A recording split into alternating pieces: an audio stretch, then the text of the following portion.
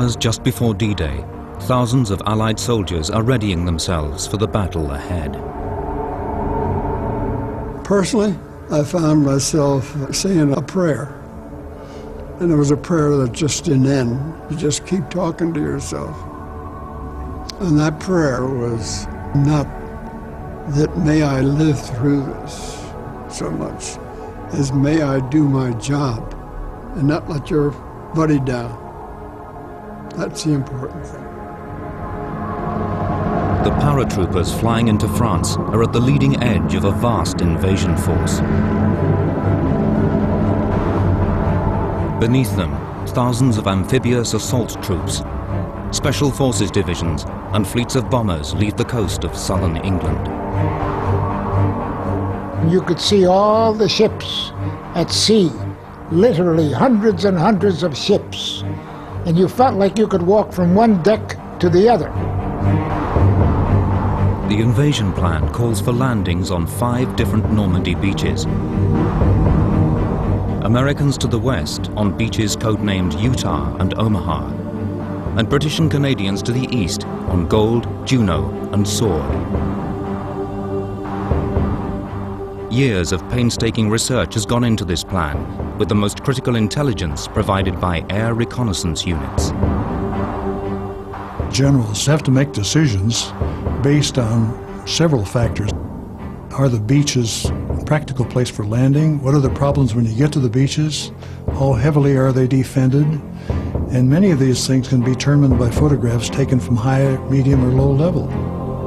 Almost 1 million recon photographs have been taken in preparation for June the 6th. But tonight, the time for planning is over. The success or failure of D-Day now depends upon the men heading into France.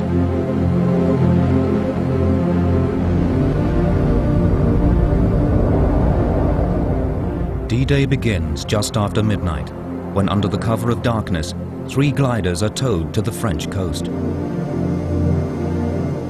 On board, Major John Howard and his elite airborne troops prepare themselves for their mission. Personally, I was frightened to death. I was literally sitting in my seat in the glider, and my teeth were chattering, my knees were knocking.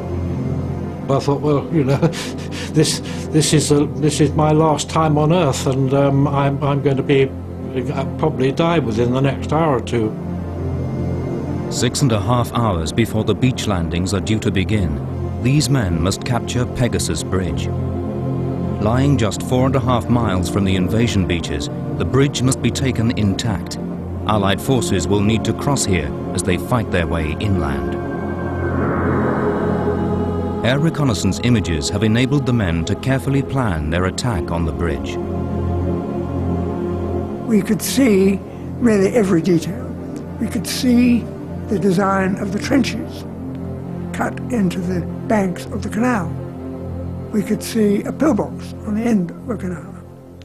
We could see other German positions all round the bridges, and therefore the detail that people were briefed on for this operation was intense. But even with the best preparation, the capture of Pegasus Bridge will be fraught with danger. I think practically all of us, without exception, thought that we were on a suicide mission. What really frightened us was the 21st Panzer, which was a real battle-hardened group. They were in the area around Caen, 6 or 7 miles from where we were landing, and they told us they had around 350 tanks between them. And we thought, my God, they only need half a dozen of those to come up the road, and we're in trouble. The gliders now detach from the bombers towing them. And at just 16 minutes past midnight, the leading glider smashes down into the fields beside Pegasus Bridge. I was in the first glider, and we hit the ground around about 100 miles an hour. The airborne troops have landed just 47 yards from Pegasus Bridge, exactly as planned.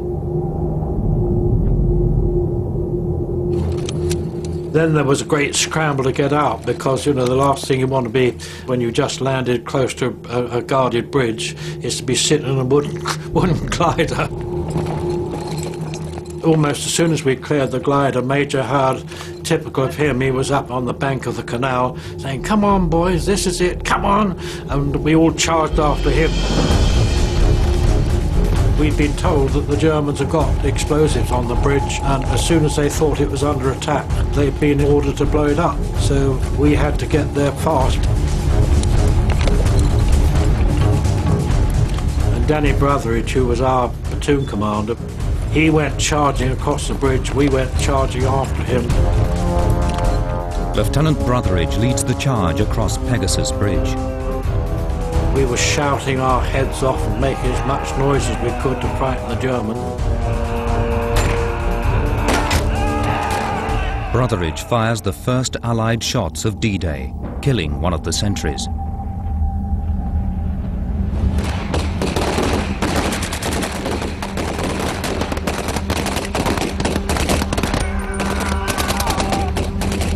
But seconds later, he is himself struck down by shots from a German machine gun.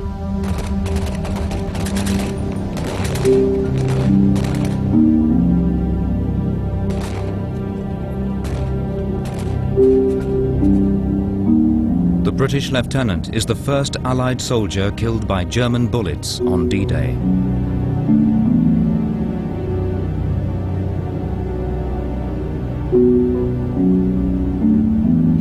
But his charge has had its desired effect. The other German guards beat a hasty retreat. By the time we got to that end of the bridge, they had decided it was not a good place to be staying around. We scattered at either side of the bridge, up and down the canal bank, and took up all-round defensive positions. It is now 21 minutes past midnight, and the airborne troops have taken control of Pegasus Bridge. Despite the first Allied casualty, it is an auspicious start to D-Day. The small group of Brits remain isolated behind enemy lines, with a long night ahead of them. They must now hold the bridge until reinforcements arrive. But with their limited supply of weapons, they may not be able to withstand an armored counterattack. Soon the men hear the comforting sound of Allied aircraft approaching.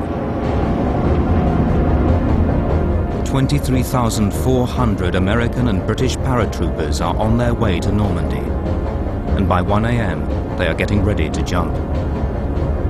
Lieutenant Dick Winters is one of those men flying into France. When it comes around to the time to jump, the planes are supposed to slow down to about 95. Planes are supposed to slow down to about 95, 100 miles an hour. But in this case, when we started hitting anti-aircraft fire, and a couple of planes started getting hit, many pilots started to take evasive action. My plane was hit, went into a dive. At the same time he went into a dive, he threw me the green light to jump. Many Allied pilots have never encountered anti-aircraft fire before this night. Some panic, flying too low and too fast to make successful drops. At high speeds, equipment is torn away from the paratroopers' packs. The only thing I had when I hit was the maps that were in my pocket and a jump knife that was strapped to my leg. That's all I had. Behind the lines in Normandy on D-Day, no weapons, scattered all over the place. This is a great way to start a war.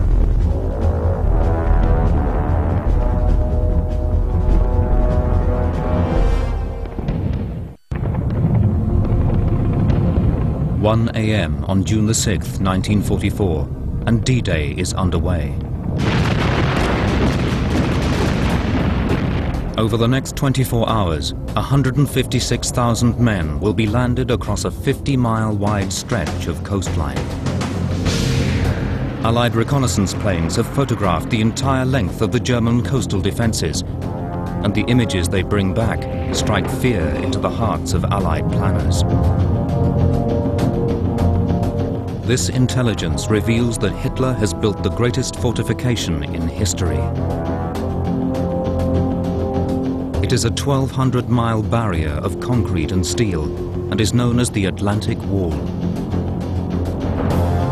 In charge of these defenses is Hitler's favorite general, master tactician, Erwin Rommel.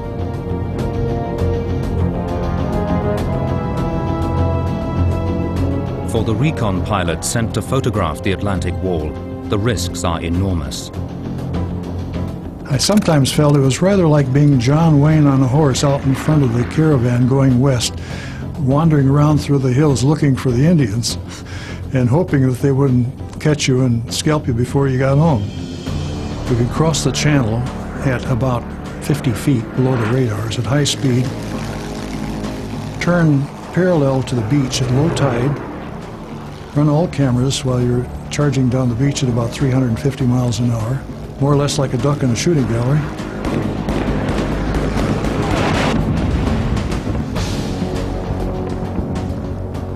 We could see the iron structures which were sunk into the beaches at low tide and intended to stop landing craft which were coming up on those particular beaches. Every single beach suitable for amphibious landings has been protected with heavy obstacles and numerous gun emplacements. And photographs were taken of all those and returned to the intelligence people for further analysis. To some recon experts, the Atlantic Wall looks impregnable and the beaches nothing less than a killing zone. Despite these misgivings, the invasion plan is now in motion, with 23,400 American and British paratroopers leading the way. Under the cover of darkness, they must land behind the Atlantic Wall, capturing strongpoints and securing beach exits. These troops must pave the way for the greatest amphibious invasion ever attempted. It will begin at dawn, just 5 hours from now. But already, the paratroopers are in trouble. Bad weather and pilot error have left them scattered all over Normandy. Many have no idea where they have landed, nor how to find their objectives.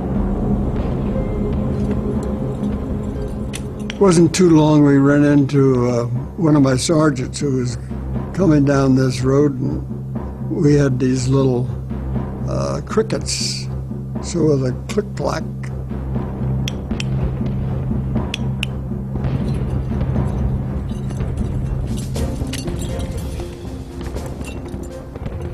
We exchanged greetings, and coming down the road, he had been smart enough to stop at a stone marker. This stone marker said St. Muir Eglise. I got under a raincoat one of the fellas had, because by that time I had about 12 men surrounding me. With the help of a flashlight another man had, I was able to orient the map very quickly, because the planes were coming in and they were flying from west to east. He had told me St. Muir Eglise is that town up there.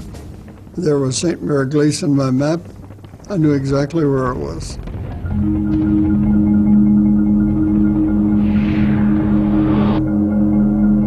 Winters and his men are inland from Utah Beach, near the small village of Saint-Mère-Église. They are 5 miles from their objective, Saint-Marie-du-Mont. This town must be captured quickly to secure the area for the beach landings. But to reach Saint-Marie-du-Mont before dawn, the airborne troops must move with care through hostile territory. You're behind the enemy lines. You do not walk on a straight line. You follow the cover that you have, and you avoid running into areas where you see a German machine gun firing. You don't walk right straight into something like that. As Dick Winters and his men march towards Utah Beach, the British airborne troops who captured Pegasus Bridge sit tight. The Germans will want their bridge back, so another fight is all but inevitable. Our task simply was anybody coming up that side of the canal bank to challenge them with the password and open fire on them if they didn't respond. In other words, to discourage counterattacks coming up the canal bank from the south. At 1:30 a.m., the dreaded counterattack begins. At this time, Howard and his men first hear the rumble of distant vehicles. Before long, German tanks approach British defensive positions around Pegasus Bridge. 2 tanks suddenly started trundling up towards the bridge, and we thought, oh God almighty, you know, for tanks to come this soon, and we literally had nothing that would stop a proper tank, a big tank. All the Brits have with them are 2 Piat guns, primitive grenade launchers that fire a small 3-pound bomb. They were terribly inaccurate weapons. They were difficult to fire, and they were only effective out to about maximum of 100 yards, probably 50. We luckily had put one of our reserve platoons up near the road junction to the west of the bridges. With them was Wagger Thornton, who was a very experienced old soldier, a sergeant. He was a real veteran. When these tanks arrived, Wagger got down with this Piat. This may be the single most important shot of D-Day. If the first German tank is hit, the bridge may be held. But if Wagger Thornton misses, the Germans will recapture Pegasus Bridge and be free to push their armoured panzer divisions right onto the landing beaches. The British sergeant has only one chance. Sergeant Thornton held his fire until the first tank was about 50 yards away from him. And he fired his Piat and hit it. I think that caused pandemonium for the Germans. The guys in that tank obviously didn't survive. One of them had his legs blown off and he was laying on the road screaming his head off. The other tank, when that one was hit and blew up, went into fast reverse and trundled off the way they'd come. I think they probably reported back that we had all sorts of anti-tank equipment on the bridge and it wasn't safe for them to go near the place. The Allies have repelled the first counterattack. But only 6 miles away near Caen, the men of the 21st Panzer Division wait beside their tanks. They could reach Pegasus Bridge in just 30 minutes, and their regimental commander, Colonel Hans von Luck, is desperate to push. But von Luck needs Hitler's personal authorization before he can advance. We stood by our tanks ready to move at 2 or 3 a.m. The drivers had their engines running, but we received no orders about which direction to take. We smoked cigarettes and waited, and swore because we had no orders. At 2:30 a.m., Hitler is sleeping hundreds of miles away in Germany. None of his staff has the courage to wake him with bad news from Normandy. Until Hitler awakes, his forces will be paralyzed. He has retained personal control over the tank divisions, leaving local commanders powerless.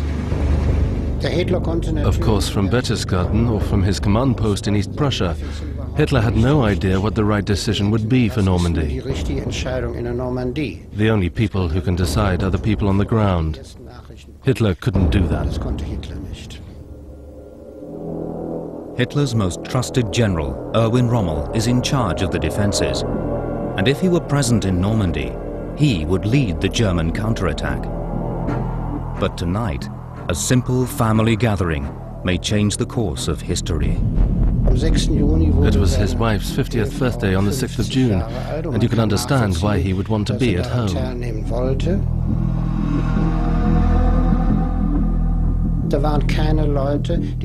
In Rommel's absence, there was no one who had the courage to make critical strategic decisions. That's the reason why they hesitated. But in war, hesitation can be fatal. As dawn breaks on D-Day, the German defenders on the beaches have their first sight of the Allied forces. The biggest invasion fleet in history is sailing straight towards them.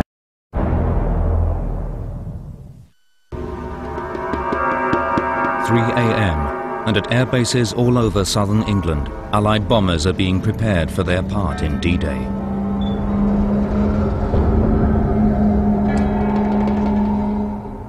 Frank Mays is a B-17 ball turret gunner and has not yet heard news of the invasion of France. There were rumors that something big was going to happen.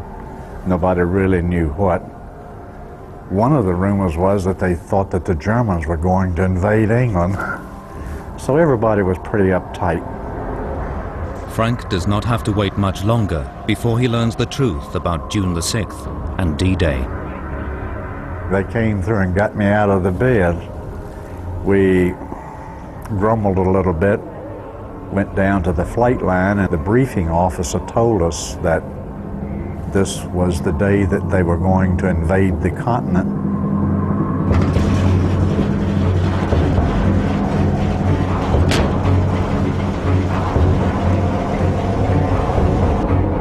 And at 4 o'clock in the morning, we took off. By this time, the sun was just lighting the sky in the east.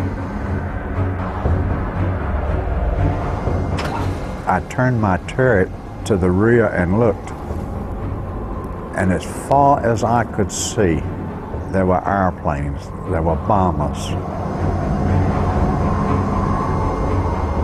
The Allies will put a total of 5,112 bombers into the air on D-Day. I could see the large ships down there blasting their guns, the big plumes of smoke. I could even see the white trails in the water of the landing craft as some of them began to take off. Frank Mays is soon over his target, Omaha Beach.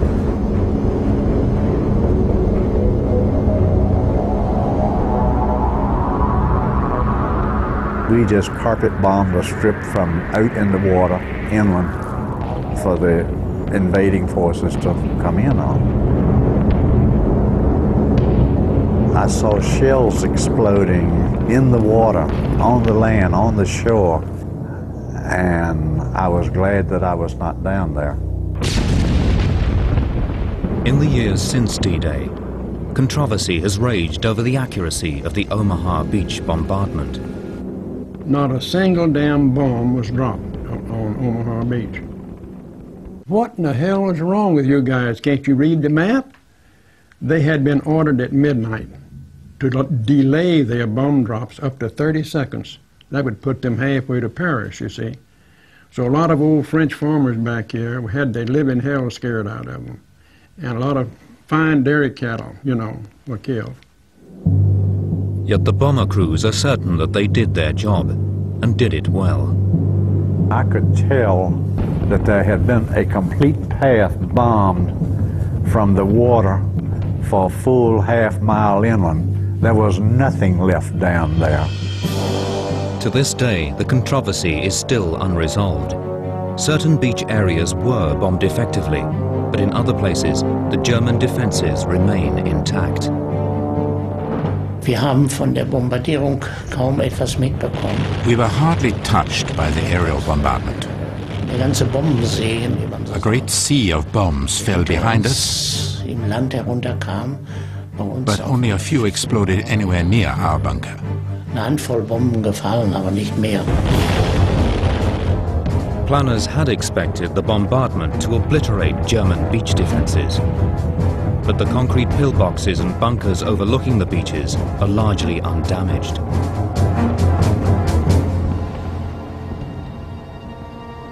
The men heading in towards land know nothing of this. To them, the sight of vast bomber fleets hitting the coast is hugely reassuring. The medium bombers were flying over, and you could hear the drone, the steady drone. It looked like they were pounding the coast pretty well, and it made us feel like that we were going to walk across the beach, because what could possibly, withstand all of that? And we were kidding each other on the deck, slapping each other on the back, see you on the beach, see you in Paris, and we were pretty upbeat about it. The men prepare to move from the transport ship to the smaller landing craft that will ferry them in to the beach. And you had to go down rope ladders to get into the landing craft. There was 30 men to each boat. And the sea was rough. And see, that landing craft was small. And it was bouncing up and down with the wave. When I got to the bottom, I thought I was going to drop just a couple of feet. I must have dropped 10 feet. It really shook me up.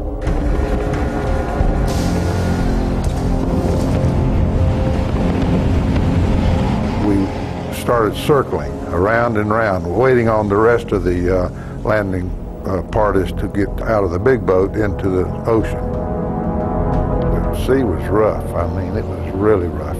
You could see the white caps, and that's when everybody got wet and cold, and most everybody had gotten sick, and they were vomiting and using, their puke bag and throwing it over. And we were, 10, 11 miles out.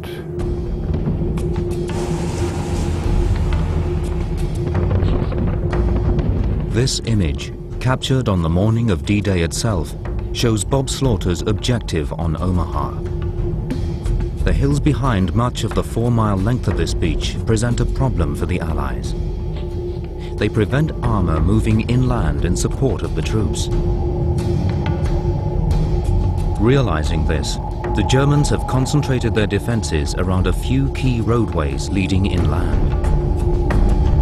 The Vierville Draw is one of these exit roads and is a key strategic objective for the Allies. Our job on D-Day was to land at the Vierville Draw, which was probably the most heavily fortified of all the 50 miles of shoreline. But before Bob Slaughter and his men can land on Omaha, American Special Forces, men from the Ranger battalions, must complete their own deadly mission. Atop towering cliffs between Utah and Omaha beaches is a battery of 5 heavy guns. They are ideally placed to pummel the invasion beaches with devastating firepower. This image reveals how heavily Pointe du Hoc has been bombed before D-Day in advance of the Rangers' attack. Ranger Leonard Lomel has studied these photographs in preparation for his mission. And you are told that that's a 155 millimeter gun in that bunker down there. And there's 6 of them. Your mission is to go in there and sneak into those bunkers and destroy those guns and kill all the Germans around and get in your way. The men must sail to the foot of Pointe du Hoc, scale the 100-foot cliff face, and knock out the guns. Luckily, the Ranger divisions have built a reputation for taking on the impossible. Now, we were not your next-door neighbor, pink cheek guys that you remember. We were all kind of special, and we had something burning within us. We were ready for action. We were gung-ho fellows. We loved excitement and adventure. And, of course, the most adventurous activity you can get into is warfare. Slightly dangerous now and then, but it's exciting. General Omar Bradley, the principal commander in the field on D-Day, knew that the mission to destroy the Pointe du Hoc guns called for men with a special kind of determination. General Bradley had experience with the Rangers in North Africa and Sicily, and he said, those damn guys can do anything. He said, now I know they'll knock those guns out, but there may not be much left of them after that. The plan calls for the Rangers to go in at 6:30 a.m., just ahead of the first landing waves on Omaha Beach.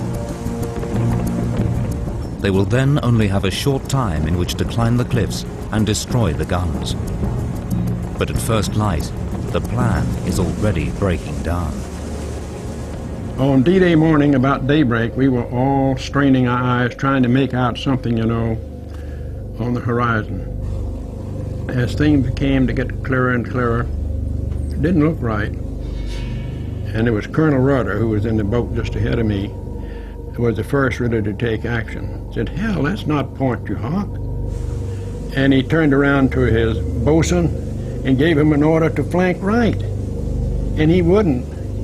So the colonel drew himself up. He's a big man, turned around and says, "Right rudder." And this kid was so scared he just gave it that, you see. And that turned the whole column of boats. And there we were, only within rifle range, really, of the coast. The Rangers have now lost the element of surprise. Hidden beneath the cratered surface of Point du Hoc is an underground concrete fortress. German troops are now emerging from this lair and quickly man the defenses. We arrived 38 minutes late, you see, 7:08. And the Germans were up on the top side, shooting at us coming in.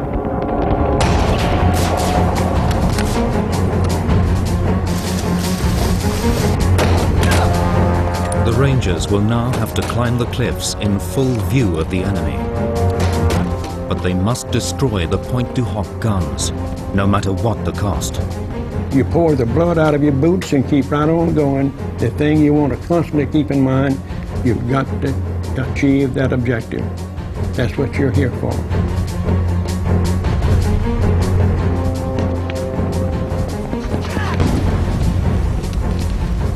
And I yelled up, I said, "Boys, they're throwing grenades. Turn your faces in and your butts out. If you got to get some shrapnel, your butt, you know, could handle that shrapnel a lot better than your face."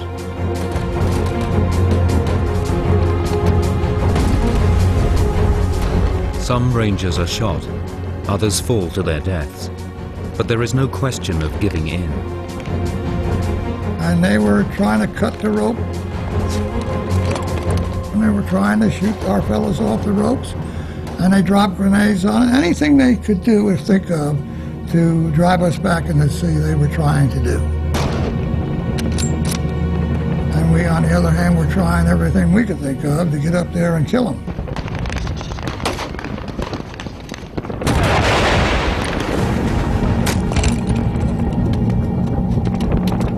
About that time, there was a hellacious explosion. And the last thing I remember was all of this rocks and mud and stuff coming and rolling down the hill.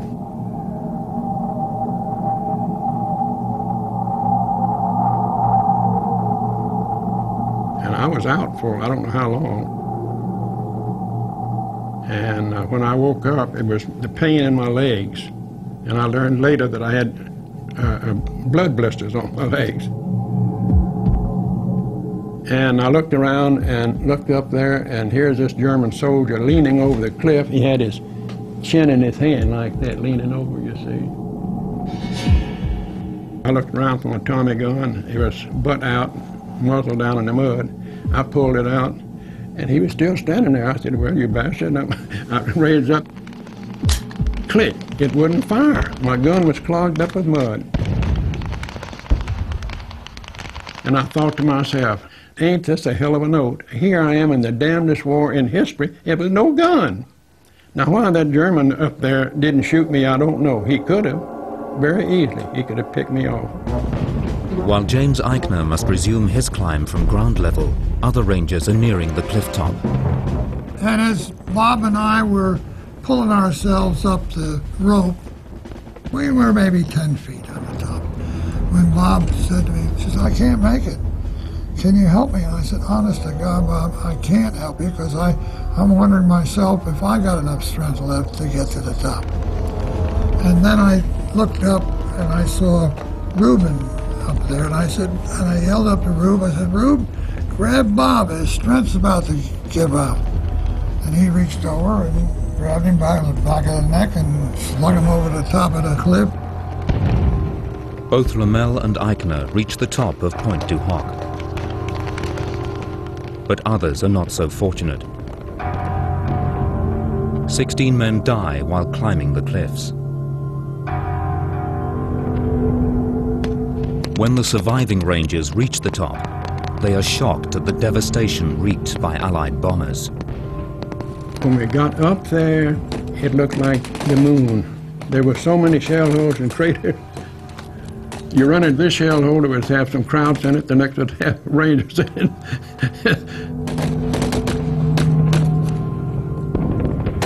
They must now seek out and destroy the 155mm guns. But when they reach the bunkers, they are dumbfounded to find these weapons missing.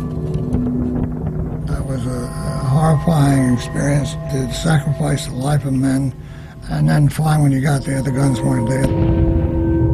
The German troops must have moved their guns inland to keep them safe from Allied bombers. So we had to still carry out the mission, find them wherever they are as soon as possible, render them inoperative as quickly as possible, so that tens of thousands of other men won't die. Leonard Lommel and Jack Kuhn head inland to hunt down the German weapons. And we didn't know where we were going. It was the only road there, and we saw these marks on the road, like wheel marks. Lommel and Kuhn follow the tracks 1.5 miles inland. The trail leads them to an apple orchard, where they stumble upon the well-concealed guns. And there were 5 of them, and we just lucked upon them. And there was nobody guarding them. In the other direction was a 50-man armored patrol of Germans coming at us. They passed Jack and I within 20 feet of us. Now we got to stay alive. We got to destroy those guns, render them inoperable. Using incendiary grenades, Leonard Lommel and Jack Kuhn soon disable the guns.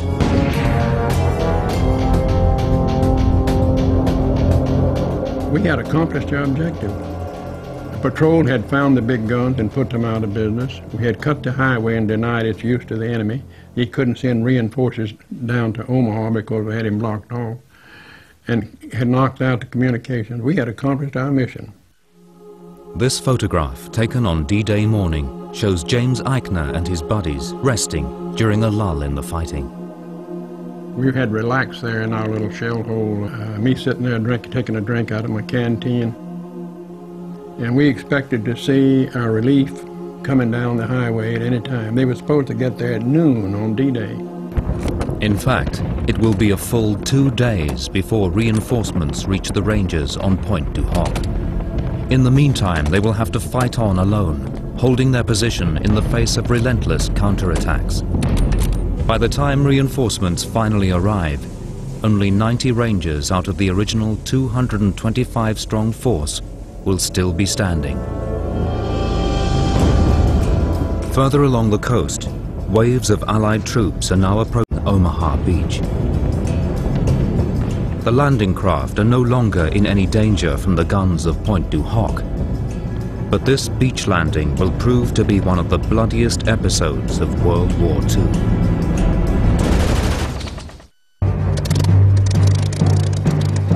In the months before D-Day, air recon pilots have become familiar with the French coast.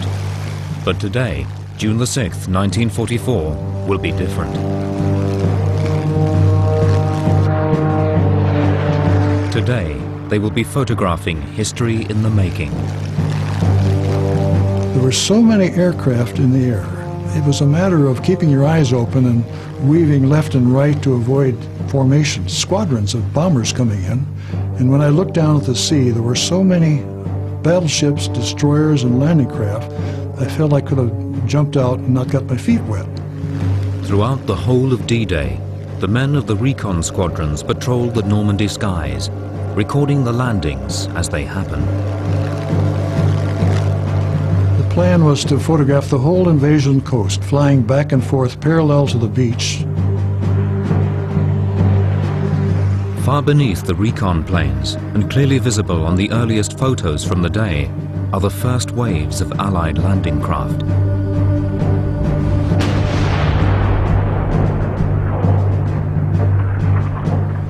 They are heading in towards Omaha Beach.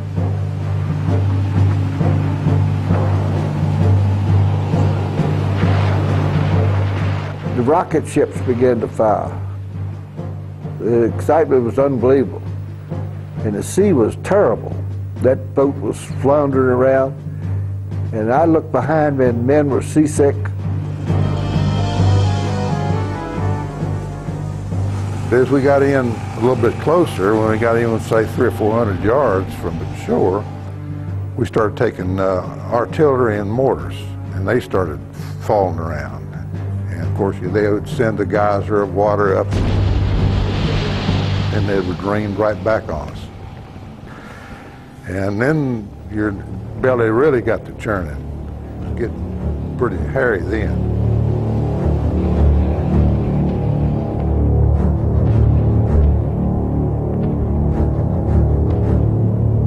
The German defensive troops ahead of them are battle-hardened men, reinforcements drawn from the Eastern Front.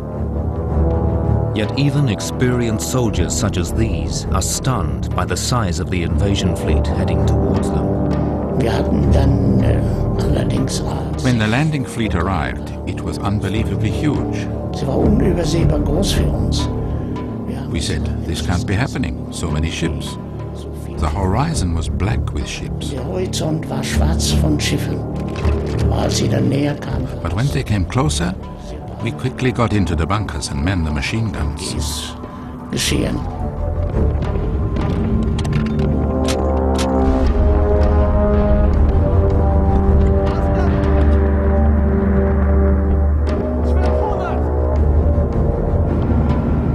We thought we were going to walk across the beach. We thought it was going to be a cakewalk. And I remember telling the rest of them, I said, we're going to catch hell. The German bunkers are largely undamaged, and Allied landing craft on their final approach are sailing directly towards them.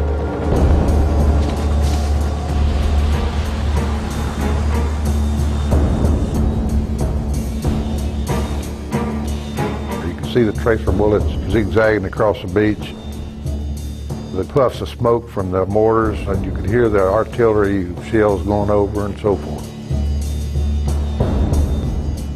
We didn't know whether we were going to land right in front of a German pillbox or a gun emplacement or what.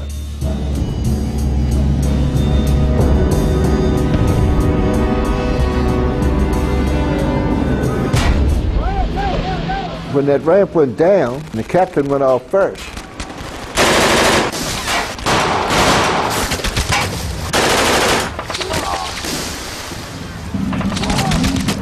By the time he hit the end of the runway, he was full of bullets.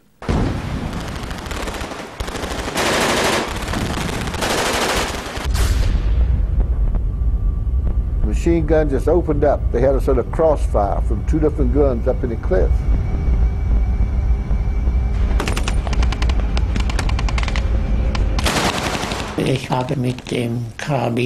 I fired my gun, positioned less than 200 meters from the beach. It was absolutely horrific for the landing troops. A comrade shouted to me, "Franz, don't shoot too soon. Wait until they jump into the water." When the ramps came down and they jumped, most of them fell into the water. Whether they were dead or injured, we didn't know.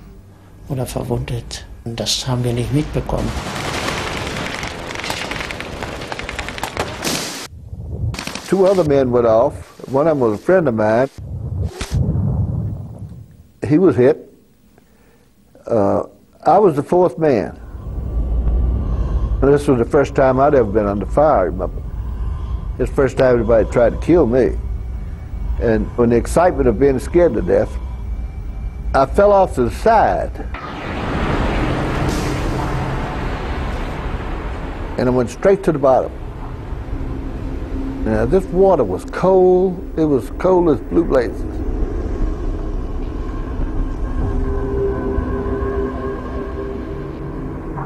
And it was chaos. People were screaming, you know, some were getting hit and some were drowning because they had all this equipment. We had 60 pounds of equipment on, and they couldn't keep their head above water, and they were hanging on to me. I was 6'5", and they were pulling me under. And it was terrible trying to get in to where we could breathe.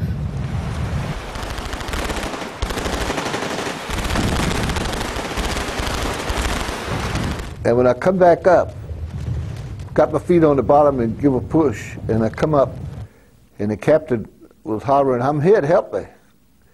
And I started towards him. I was maybe 10, 12 feet from him. But then I seen blood, water, just bubbling up red.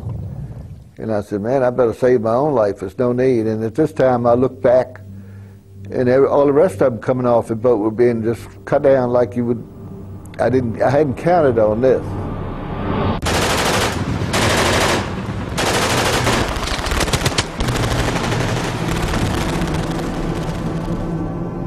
I was the only survivor. There were 30 men on board that boat, and I was the only man to get off alive.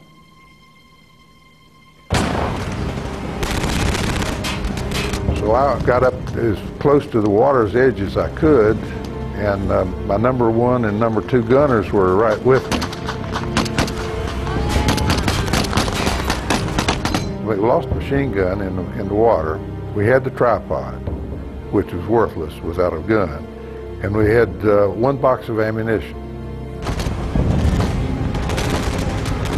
And so I lay there on the beach and was trying to decide when to go across, and I could still see the machine gun tracer bullets, firing across.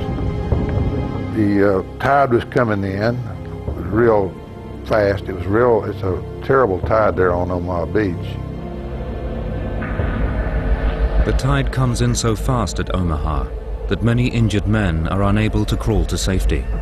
They will die alone in the rising surf.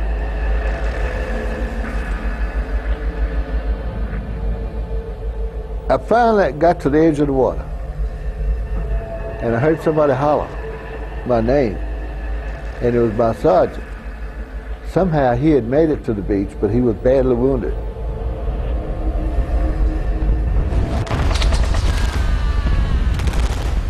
And he raised up, hollering at me to come help him.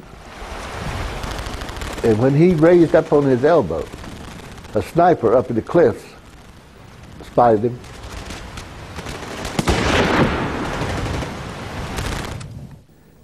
And hit him right in the head with that telescope rifle, just like you deer hunt. And when that bullet hit his head, he just exploded. What was left of his head flopped down in the sand.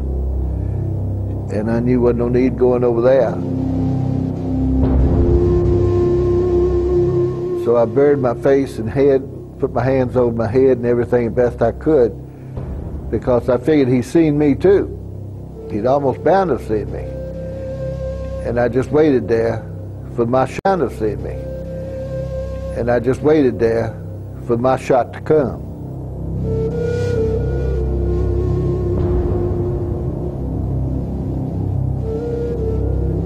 But somehow, evidently, he got distracted by bigger, better targets or something. And he didn't pull a trigger on me.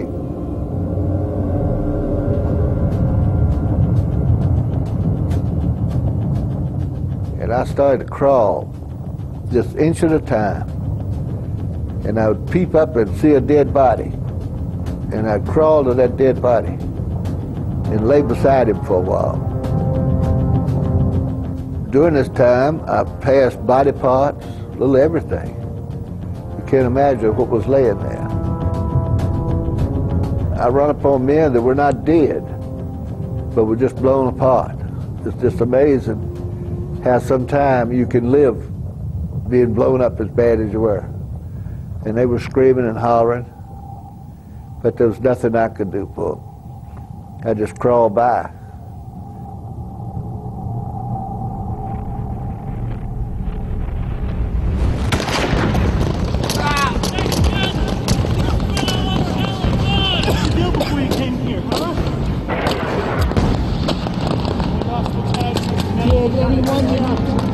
At this point, I want to tell you, this is the first combat I was in, and I was scared.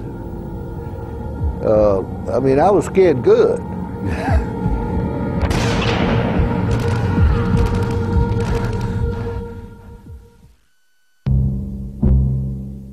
On the eastern flank of the D-Day invasion lie the British and Canadian beaches Gold, Juno and Sword.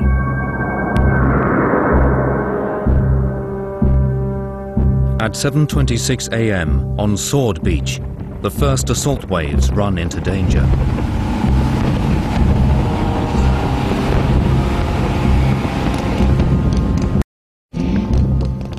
We went aground about 10 yards up the beach because the fire was so intense, and I did not perceive it safe to advance any further. The troops are taking mortar machine gun fire and will be cut down if they advance. Fortunately, an ingenious British-designed tank comes to the rescue. Floating DD tanks were constructed especially for D-Day, and 21 of them have made it safely onto the beach. And then the DD tank came up, and he opened the hatch and shouted, "Where's the fire?" Round to the right, about 200 yards. He swiveled his gun around and fired one shot.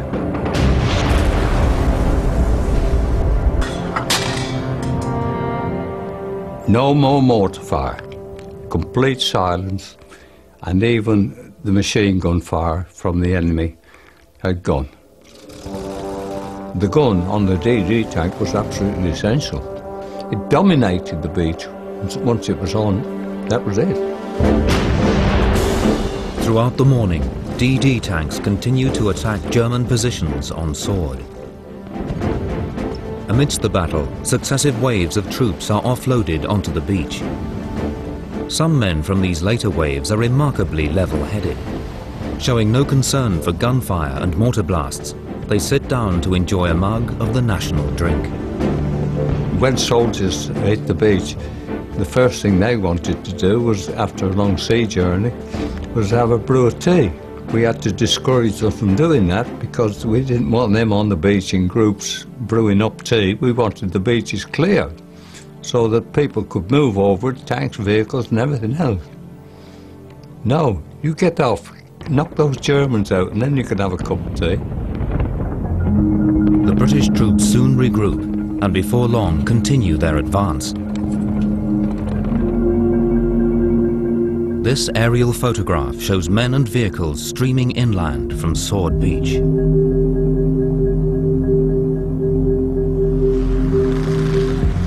The British advance has been boosted by the DD tanks.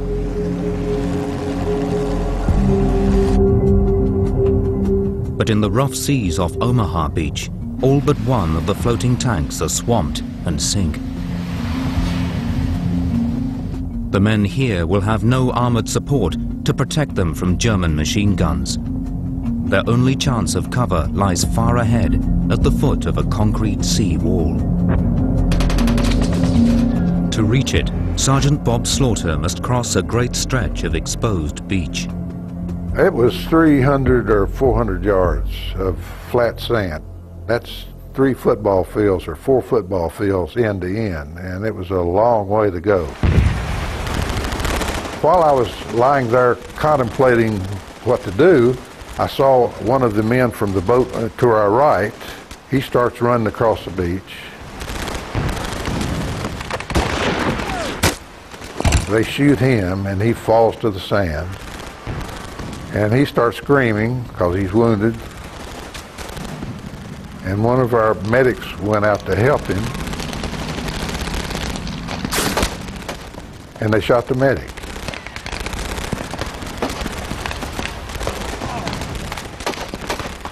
And, you know, that put a chill into my thinking about going across. But, you know, here comes a big wave and it's pushing us in. So I decided to go, take my chances. Bob Slaughter tells his men to prepare for the long sprint for cover across the exposed width of Omaha Beach. So I started running across the beach as low as I could go and as fast as I could go. I keep running and running and running and running. It seemed like forever.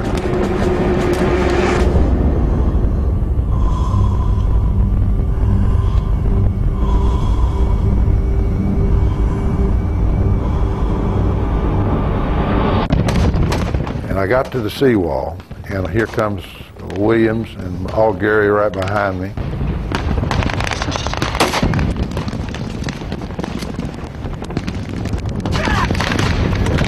I was out of breath and I was scared to death, you know, and I tried to light a cigarette. And my hands were shaking so bad I couldn't get my cigarette lit. And I had to finally compose myself, and I just kept saying to myself, get a hold of yourself, you know, you got to do this, you got to do it.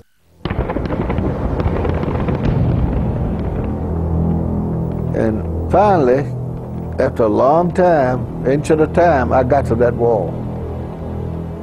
And there I met a buddy of mine that was on another boat named Mac Smith from West Virginia. And he had an eye hanging out on his face. And I slapped a bandage on it. And I stayed there with him and 5 or 6 other men for a while. We were sort of protected from the machine gun, but the tide was coming in. And dead bodies were rolling, just like a log. And we'd run out and pull one in, and the Germans would shoot at us if they seen us. If we found a live one, which we did find some few alive, we got a medic and we managed to save a few of them. But that's what we did most of the day, was drag dead bodies.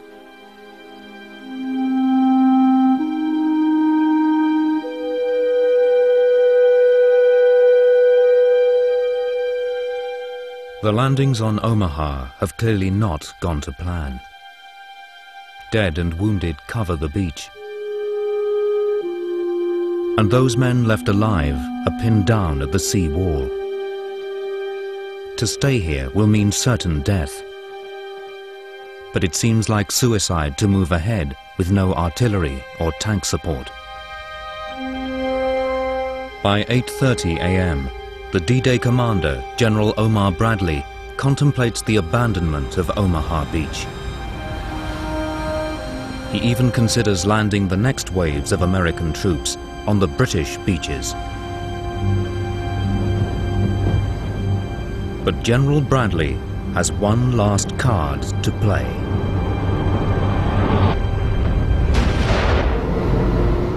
Positioned just off the Vierville Draw is Fireman Dean Hatton on his ship, the USS McCook. The first troops are practically annihilated. They're just everyone destroyed because they pulled machine guns and mortars in right over top of that village and just pounded the first troops that went in. Just destroying landing craft as fast as they come up on the shore. I remember the beach trying to get up the hill into Verville-sur-Mer. It looked like they were all knocked out. Because of the smoke obscuring Omaha Beach, the destroyers cannot identify targets on land. Their only option is to move closer to shore. But in these shallow waters, they risk running aground.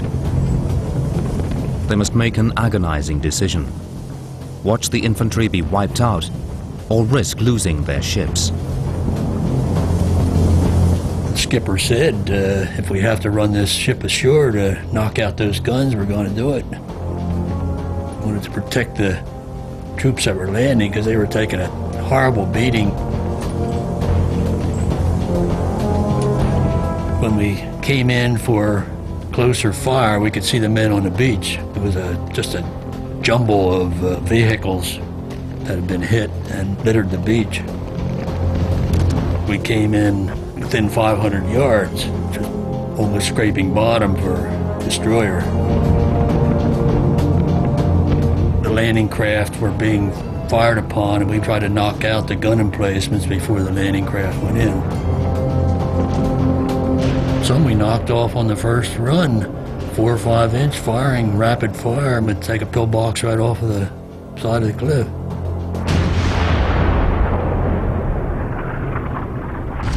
The boats kept targeting our bunker's gun openings, firing into them. We had some protection, but not against direct fire. Their firepower was aimed precisely at us, and no defenses could withstand that. The destroyers cruise along the full length of Omaha Beach, shelling German defensive positions. We moved up and down the shoreline at high speed, just hitting pillboxes for the first hour or so. And then as the troops got ashore, they could direct fire where they needed it. After we'd hit a machine gun nest or a mortar, they'd say, "Well done, McCook," and we'd go on to another target. For the Germans on the receiving end of these shells, the impact is devastating. By 10:30 a.m., this decisive action by the destroyers has turned the tide at Omaha Beach. It gives a great morale boost to the men down at the sea wall, and in small groups, they begin the next phase of attack. I knew that if I froze up, I was dead. I knew I had to keep going. Although I knew men had froze up, it surprised me, one or two that did.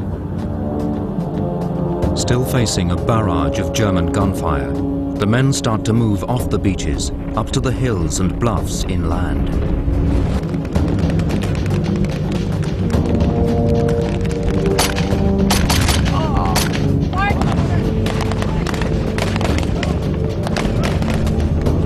We all found a path up to the top of the bluff. It was a minefield on both sides of the path, and it said Octoon Mining all over the place. And we got up there and we started digging in. That was our mission, was to get on top and then be ready for a counterattack that we knew was coming.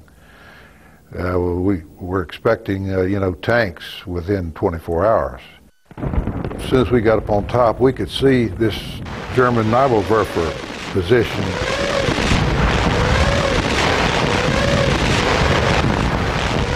And he was just firing down on the beach, and they were just plastering the beach. And so we didn't have anything to knock out a gun like that. It was actually a battery of them. A first sergeant with Bob Slaughter has one of the few functioning radios on Omaha Beach. Presley made contact with a destroyer out in the channel. He directed the destroyer to fire around to see where it landed.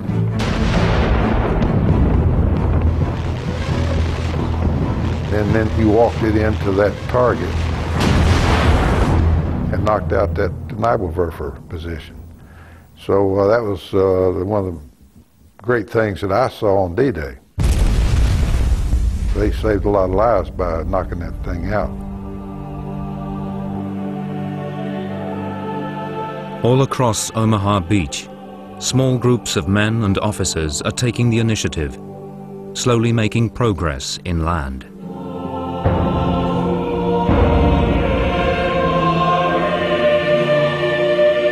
The Allies have broken through, but they have paid a terrible price for their success.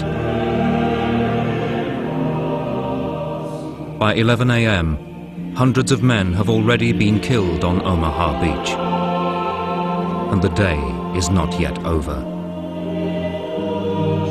I never dreamed we'd lose this many men. But there again, I had never known the horror of war either, when men are blown apart, killed by the dozens,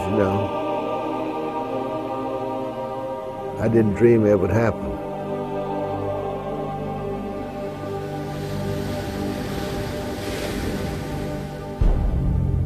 Over to the west, on Utah Beach, casualties have not been so heavy.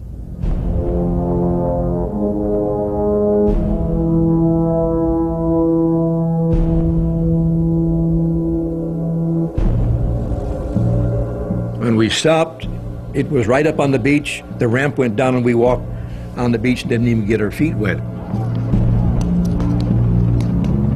The defending troops at Utah consist mostly of Ost battalions, made up of men from Eastern Europe who have been conscripted into the German army.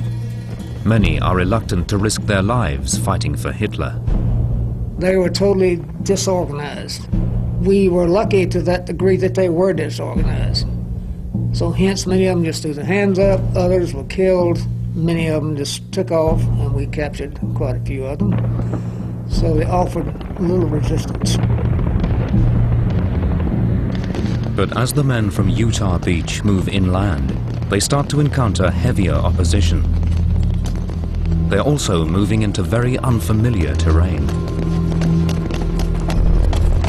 As soon as we hit the other side, we were in hedgerow country, and we never had any training in hedgerow fighting. I never even heard the word hedgerow, and these Germans were waiting for us behind there. You'd move a little bit and you'd think everything was, oh, this isn't going to be bad. Then all of a sudden you encounter a lot of fire. The thing that bothered us the most was the snipers in the trees, you know, the enemy snipers in the trees. They had clothing that would match the vegetation, the trees, and you never knew when you were going to be running into one of those. The hedgerows were of course an advantage when defending a position, as you could camouflage yourselves or hide behind them. Paratroopers from the 101st Airborne had their key landing zones in this area. Since 1 a.m. they have been battling to clear the hedgerows and mop up German resistance. Their primary mission is to seize the causeways, the road exits leading off Utah Beach, and to rendezvous with the ground troops as they move inland. But in the chaos and confusion of the night, the paratroopers have fallen well behind schedule. A large force of ground troops is already heading inland from Utah Beach. They are moving up Causeway Number 2 and towards the ancient farmhouse known as Breakour Manor. At Breakour, the Germans had been smart enough to have concealed in a hedgerow, and camouflage it very well for 105 cannon. Time is running out. As the ground troops move inland, they are heading right into the path of these German guns. If they start firing, hundreds of Allied infantry will be killed. The race is on. Can the 101st Airborne destroy the German guns before there is a massacre?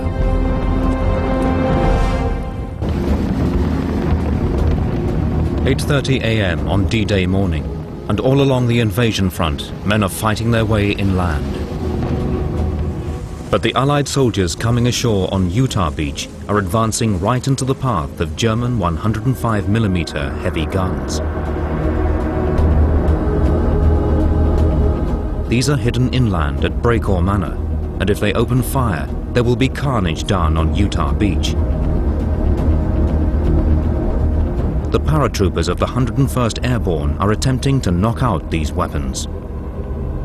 A head-on attack at Breakour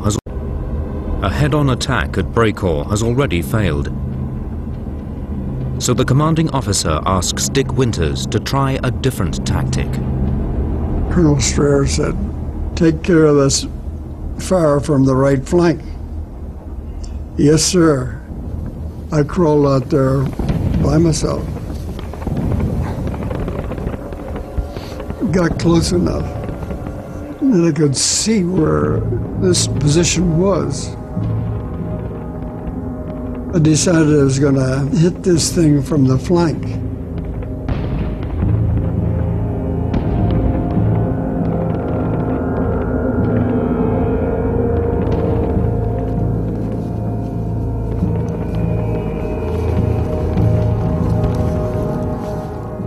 Lieutenant Compton, 2 men, crawl out ahead with instructions when you get close enough to throw hand grenades in that trench.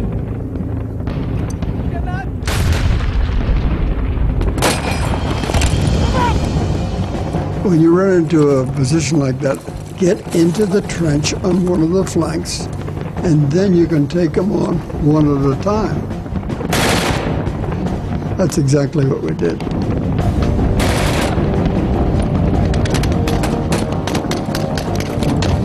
We got in that trench, took that first gun, and then took on the balance of them. So it took a little time, but we took them all out. Dick Winters and his small group of 12 men have destroyed all 4 German guns.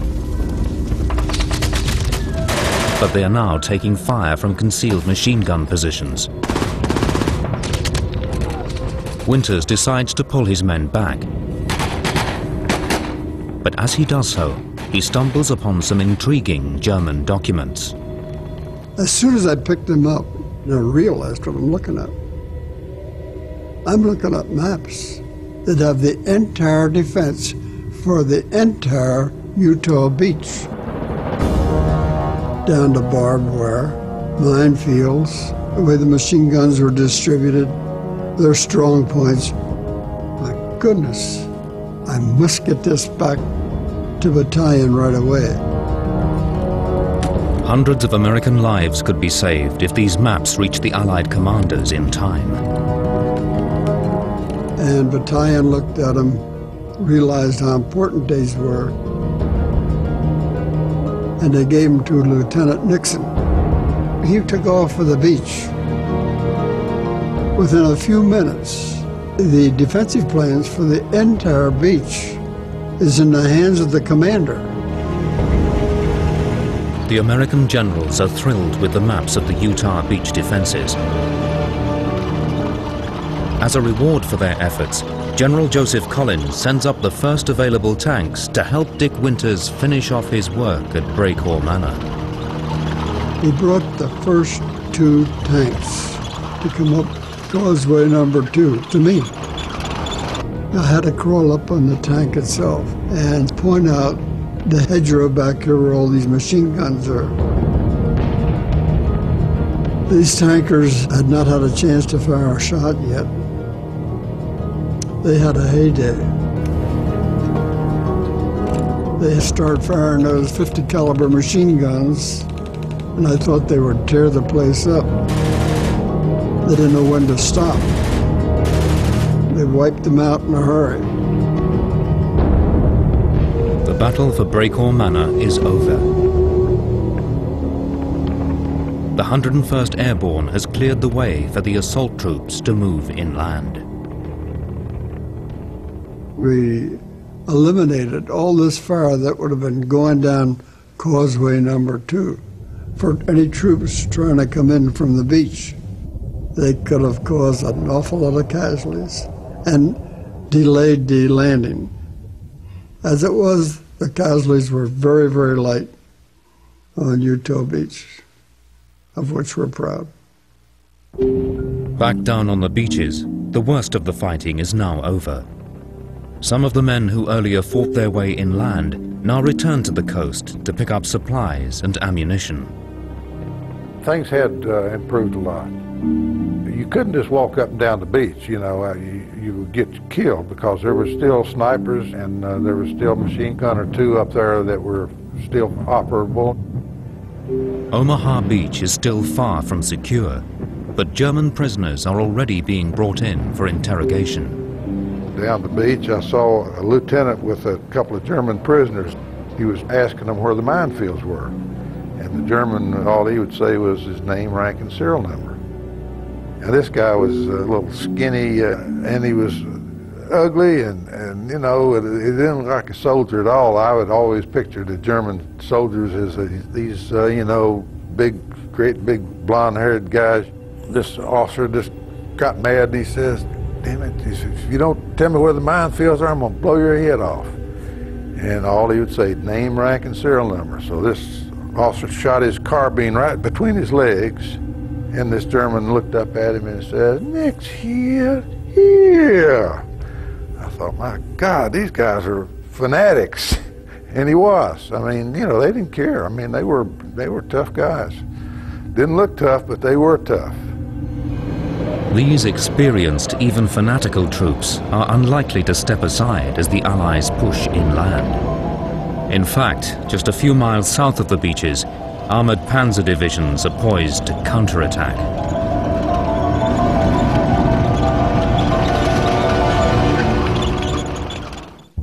By 1 p.m. on D-Day, across all 5 invasion beaches, the Allies have cracked the Atlantic Wall and smashed their way into occupied France. British troops are now racing towards their key objective, the city of Caen. Whoever controlled this city would control the road to Paris.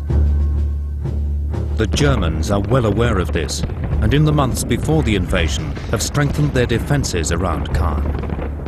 The greatest threat to the Allies is the 21st Panzer Division, based on the outskirts of the city. Allied bombers have been pounding Caen since midnight. And in the early afternoon, their next bombardment is about to begin. We left our base at about 1 o'clock in the afternoon, and we had to strike what was known as a German headquarters command.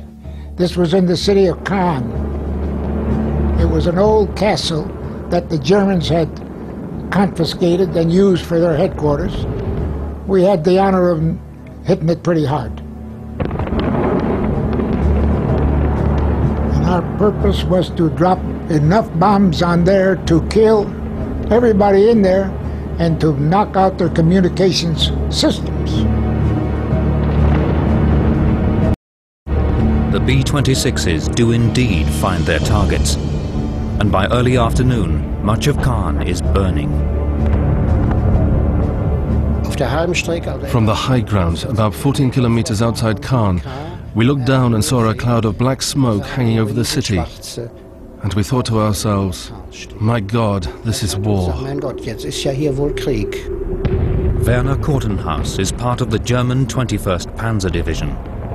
And after losing precious hours waiting for orders, they have finally been directed to advance through Caen and on to attack the Allied beaches.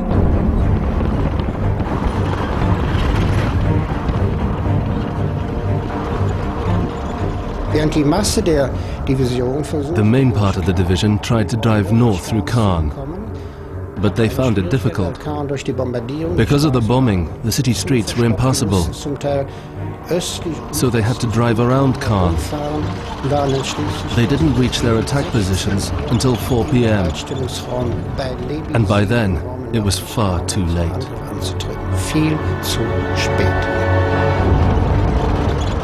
Yet even this late in the day, the heavily armoured Panzer Division could still create problems for the Allies moving inland. The German tanks continue their advance towards the Allied beachhead.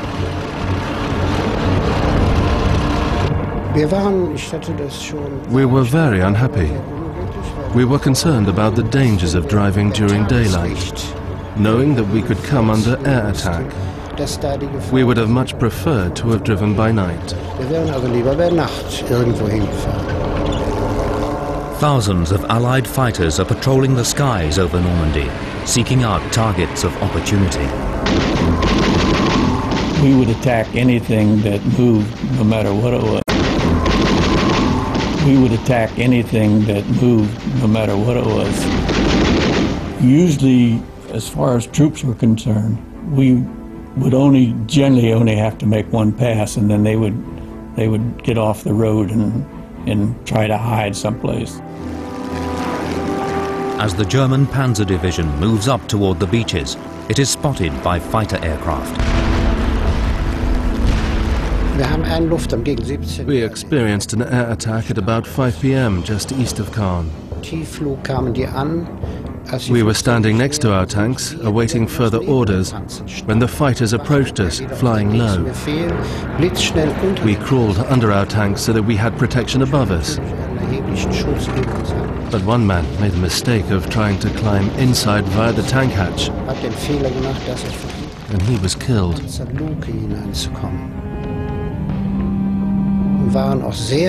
We were shocked at how easy it was to destroy our tanks. We had thought they were good machines and not easy to knock out. But when you see 5 tanks blowing up in 10 minutes, you soon become disillusioned. The Panzer-led counterattacks have run out of steam. In the face of such concentrated air power, they simply cannot advance. And then something remarkable happened. Towards 6 p.m., there was a massive influx of around 600 planes from England, towing gliders. They flew right overhead and on towards Caen. These gliders contain thousands of British and American reinforcements. They will further strengthen the Allied foothold on France. And this influx caused the divisional commander to fear that we were being surrounded. So he cancelled the order to attack and immediately ordered all forces to retreat and dig in to defend the area north of Caen.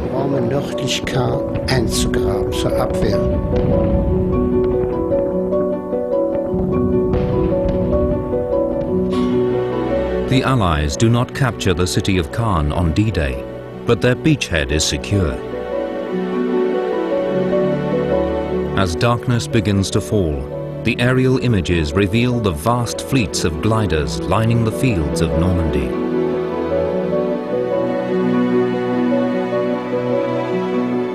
Over the beaches, vehicles can be seen streaming inland. Even more importantly, the recon photos show the enemy's positions at the end of the day.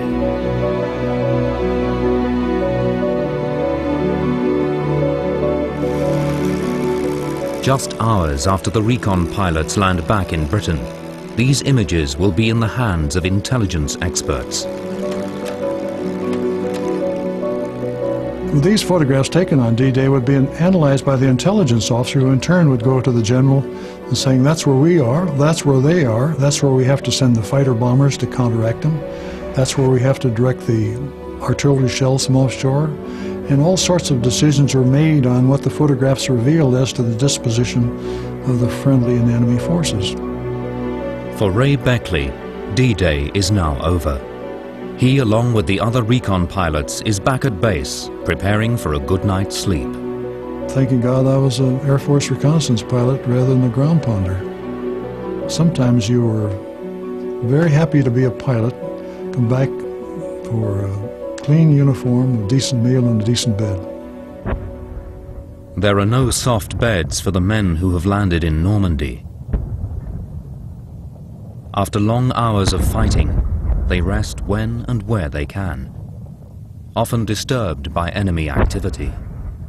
D-Day night, we're in one hedgerow, and across the field in another hedgerow are the Germans. We were tired. We had been up all day the day before, up all night, and had a hard day's fighting. We were ready to settle down. The Germans, on the other hand, they were fresh. They're shooting their guns in the air, holler. I couldn't figure this thing out. Are these guys going to have a night attack? I was very concerned. In most places, there are no German night attacks. As darkness cloaks Normandy, the men of D-Day reflect upon all that they have witnessed. Many have seen their fellow soldiers die right before their eyes. It's not like the old movies, you know, patriotic music playing in the background. He dies dirty, scared, hurt, in pain. And he has to lay there. You can't move him. He lays there until the grave registration comes up and picks him up some days later after fighting moves on. Those men were piled up on the beach after D-Day like wood.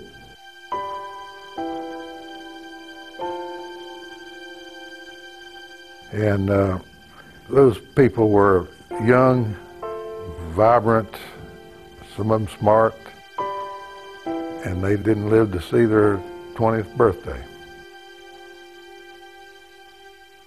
Missed so much of life. Never saw a microwave oven or a jet plane or some of the things we take for granted. Across the 5 invasion beaches, the Allies have suffered approximately 10,000 casualties. But over 146,000 American, British and Canadian troops have safely entered Normandy. It took Hitler 4 years and a vast proportion of Germany's resources to build the Atlantic Wall. the Allies have broken through in just one day. Despite the terrible cost in human life, the landings have been a success.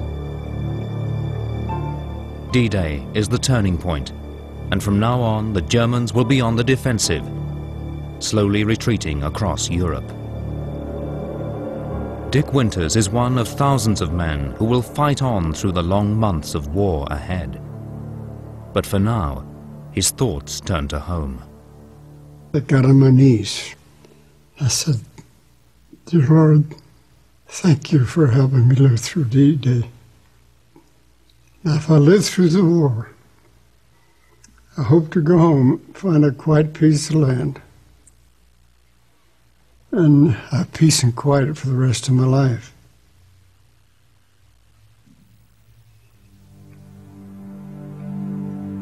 I'm proud of the fact that I did exactly that. Today on the Normandy coast, the guns are silent, and the Atlantic Wall crumbles into the sea. The beaches once stained with the blood of so many young men are now peaceful. Yet the epic events of that day and the countless acts of selfless heroism resonate through time. 60 years later, their memory lives on.